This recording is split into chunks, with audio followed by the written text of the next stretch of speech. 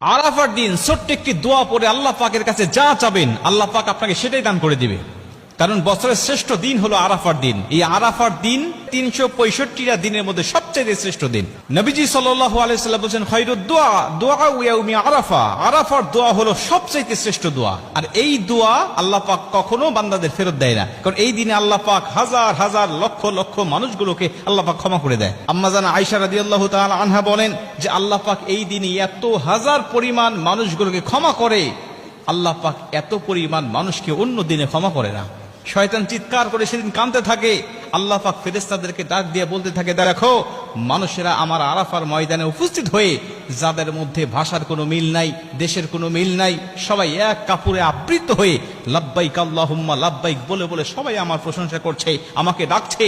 আমি আল্লাহ পাক তাদের সবাইকে ক্ষমা করে দিলাম। আর আরাফার ময়দানে উপস্থিত হওয়ার পরে কোনো হাজির কোনো গুনাহ থাকে না। কেউ যদি মনে করে আমার গুনাহ আছে, তখন থেকে তার নতুন করে গুনাহ শুরু হয়ে যায়। প্রিয় ভাইরা আমার, আপনি ওই দিনে আল্লাহ পাকের কাছে যদি ক্ষমা চাইতে পারেন, ওই দিনে রাসূল সাল্লাল্লাহু আলাইহি ওয়াসাল্লাম একটি দোয়া পাঠ করতেন।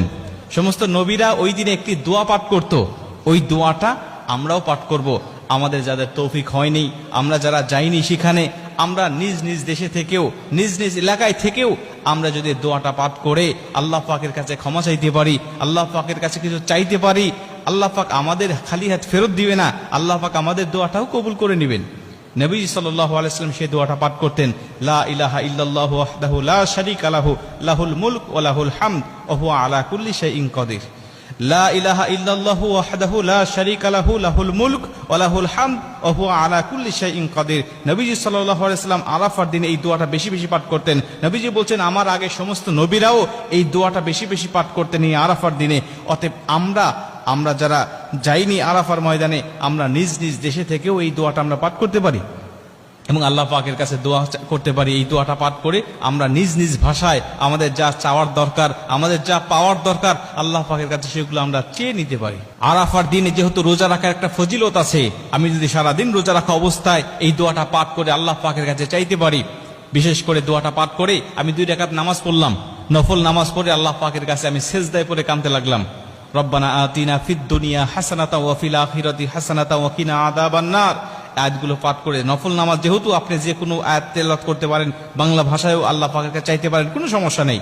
আপনি এই আয়াতটা তেলাওয়াত করে দোয়াটা পাঠ করে আপনি আল্লাহ পাকের কাছে কাঁদেন, আল্লাহ পাকের কাছে চান, কি চাওয়া আপনার, কি পাওয়া আপনার, কি ব্যথা আপনার, আল্লাহ পাকের কাছে বলতে থাকেন। আমার আল্লাহ আপনাকে নিরাশ করবে না।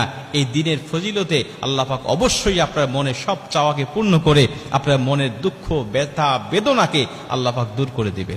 কারণ এই আরাফার ময়দানের অনেক ফজিলত রয়েছে। আরাফার ময়দানে আল্লাহ রাব্বুল আলামিন অনেক নিদর্শন দিয়েছেন। এই আরাফার দিনে পবিত্র কুরআনের শেষ আয়াতটাও নাজিল হয়েছিল।